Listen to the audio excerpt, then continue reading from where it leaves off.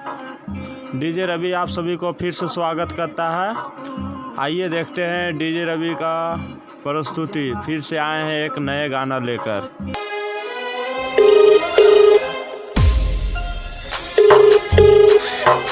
आपके द्वारा डायल किया गया नंबर अभी व्यस्त है, कृपया कुछ समय पश्चात प्रयास करें। The number you have dialed is currently busy. Please try later. बन के पागल घूमत बानी, देखिलो हालत आके कहले रहू मिले आई पियावा के समझा के। तू तो भूल गईलू ससुरा में जाई बलमुआ के पाई के। जाहर जाही है तू तो भूल गईलू ससुरा में जाई बलमुआ के पाई के। जाहर जाई। Music by Amber Recording Studio, Delhi. Hello, कुछ तो बोलो, प्लीज बोलो ना। हेलो हेलो हेलो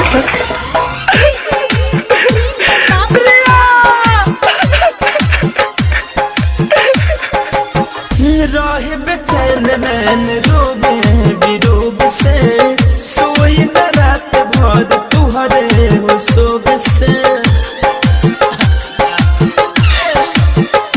हाँ रहे बेचैन नैन रोबे बिरोब से, सोई न रात भर तुहरे हो सोब से, तुहरे हो सोब से। आस बलागल आस पुरा दो चेहरा अपन देखा के, फिर चली जई हो ए दिल जानी जियादा हमर जुरा के। गईलू दिलवा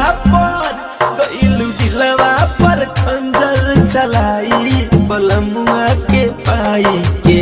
जाहर जाही है तू तो भूल गई ससुरा में जाई बलमुआ के पाई के।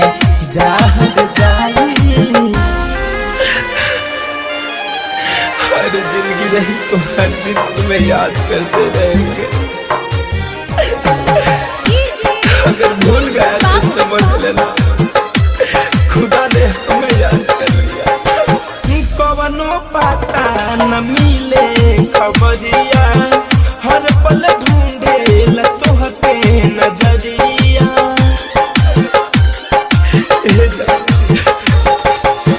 कवनो पता न मिले खबरिया, हर पल ढूंढे तोहके नजरिया, तोहके नजरिया।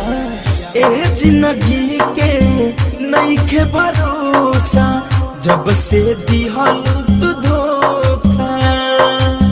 कब चली जाई छोरी के दुनिया, मिल ना पाई मौका। फिरोज फैशन से हे धनंजय से काके बेवफाई बलमुआ के पाई के। जाहर जाही है तू तो भूल गई ससुरा में जाई बलमुआ